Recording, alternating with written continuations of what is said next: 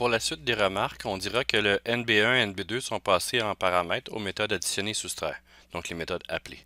Donc si on regarde concrètement, NB1 et NB2 sont c'est des paramètres, donc des paramètres des éléments, donc sont passés ici en paramètres ou en argument à la méthode ici additionner qui est là ou soustraire.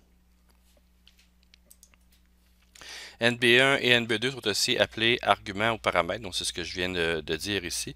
Donc ils sont passés aux paramètres, puis ils sont appelés aussi arguments ou paramètres, donc effectifs dans ce cas-là, donc des paramètres effectifs dans l'instruction d'appel.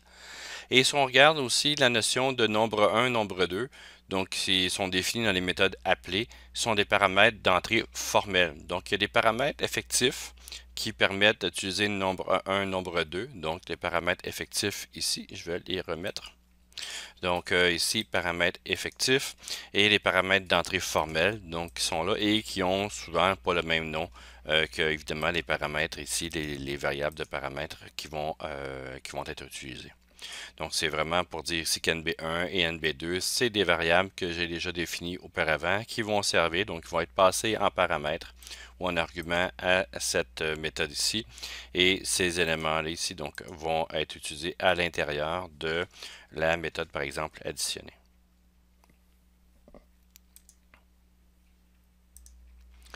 Dans la méthode soustraire, l'instruction return ici, le résultat permet de retourner cette valeur donc vers la méthode appelante, ici le main. Donc c'est ce qu'on dit, c'est une sortie de cette partie-là. Et qu'est-ce qui se passe avec la méthode main lorsqu'on exécute le traitement dans les méthodes additionner et soustraire? Qu'est-ce qui se passe avec cette notion-là?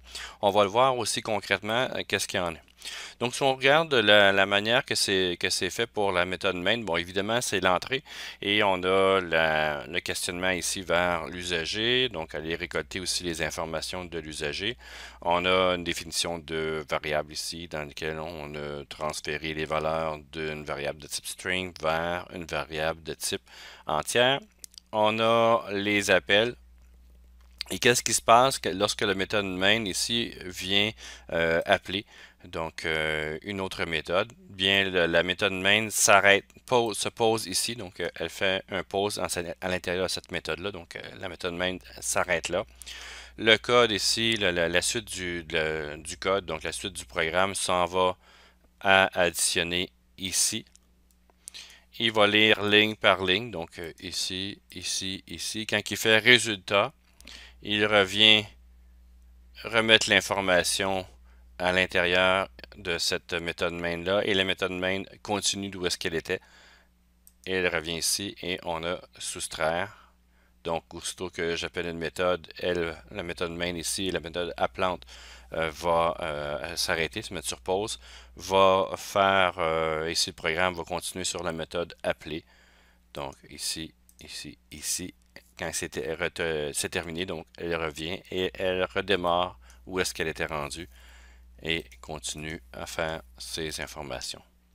Donc, c'est la manière que ça fonctionne dans le programme. Donc, ce qu'on fait ici, ce qu'on peut dire ici dans les remarques, donc lorsqu'on fait appel à une méthode, par exemple additionner, la méthode main est mise en attente. Donc, c'est ce que je viens de vous montrer. Donc, c'est temporaire, évidemment, pour céder la place à la méthode qui vient d'être appelée.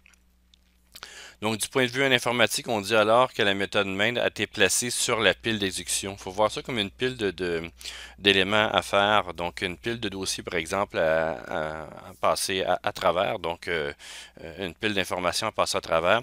Et on a la méthode main ici est mise sur une pile. On va aller faire la méthode appeler. Et quand on revient, on va reprendre l'information sur la pile d'informations à faire et on va continuer.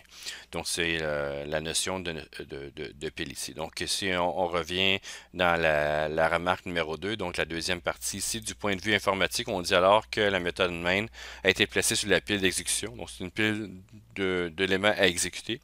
Donc, elle a été empilée temporairement en attendant que le traitement de la méthode soit terminé.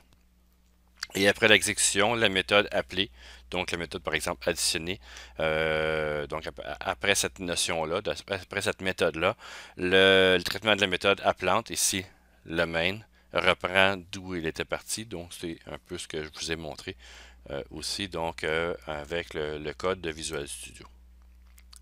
Donc, dans les méthodes, la méthode appelante, c'est celle qui appelle. La méthode appelée, c'est celle qui est appelée. Donc, ce que j'ai fait, par exemple, ici, main qui est appelante et la méthode appelée, par exemple, additionner. Les paramètres d'entrée-sortie, donc des données échangées entre une méthode appelante et une méthode appelée. Dans la notion d'entrée, il y avait les variables de paramètres que j'ai mis pour passer les informations, par exemple, à additionner la valeur 1 et la valeur 2, donc les deux nombres que je veux additionner, et la méthode de sortie, bien évidemment, c'est le return. Le nom de la méthode, mais il faut qu'il soit unique, donc ça on n'a pas le choix. Nom unique qui reflète le traitement qu'opère la méthode. Évidemment, essayer de mettre quelque chose qui a un certain sens pour vous, donc et pour le programmeur aussi qui va regarder ça. Donc il n'y a peut-être pas juste vous qui va travailler sur cette partie-là. Et doit commencer par un verbe d'action à l'infinitif. C'est sûr que c'est pas obligatoire, mais pour vous aider c'est toujours mieux de le faire. Donc, par exemple, additionner. Et la syntaxe respecte les normes de programmation. Donc, évidemment, demander une note, par exemple, de déterminer cote. Mais vous commencez avec les minuscules et le deuxième mot et les suivants ils vont commencer avec une majuscule par la suite. Donc, on a cette notion-là. Donc, la syntaxe respecte les normes de programmation. Les méthodes, donc les paramètres formels, c'est les paramètres spécifiés dans la signature. Donc la signature, c'est la première ligne. Donc je vais vous montrer ici la signature d'additionner, c'est ceci. Les paramètres formels.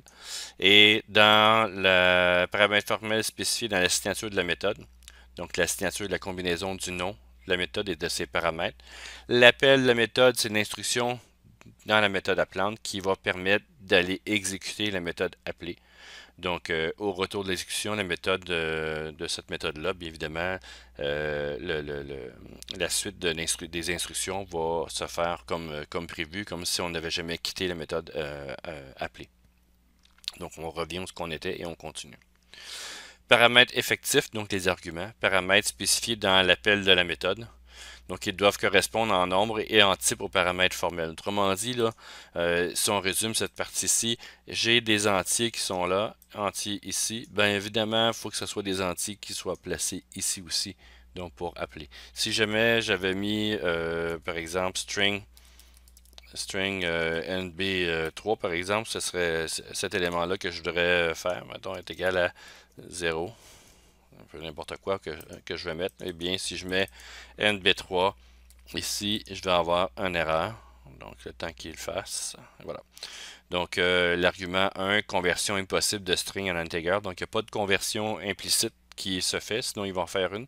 Mais dans ce cas-ci, il n'y a pas de conversion explicite et c'est une erreur. Donc, il faut que je sois aussi dans le même format. Donc, ce que je devrais avoir, de ce que les méthodes s'attendent à avoir. Donc, NV1 et ça devrait être bon. Dans la suite, pour les définitions de méthode, donc qu'est-ce que c'est? C'est la signature et le corps.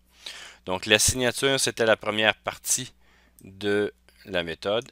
Le corps, c'est ceci, donc entre les deux accolades, et cette partie-ci, donc se nomme la définition. Donc la définition de méthode. Le corps est l'ensemble des instructions qui sont exécutées lors de l'appel de méthode, donc instructions comprises entre les accolades. Donc c'est un peu ce que je viens de vous montrer. Et la variable locale, c'est ce que j'ai utilisé, la variable définie dans une méthode et qui n'est connue que dans la définition de cette méthode-là. Donc c'est ce que j'ai fait durant le petit programme que j'ai fait ici. Nombre 1, nombre 2 sont définis ici comme variable locale à cet endroit-là, au même titre que résultat et résultats qui sont définis comme variable locale aussi, donc qui sont seulement visibles qu'à l'intérieur de ces éléments-là. Donc ça c'est pour la notion de méthode, donc une certaine portion du cours.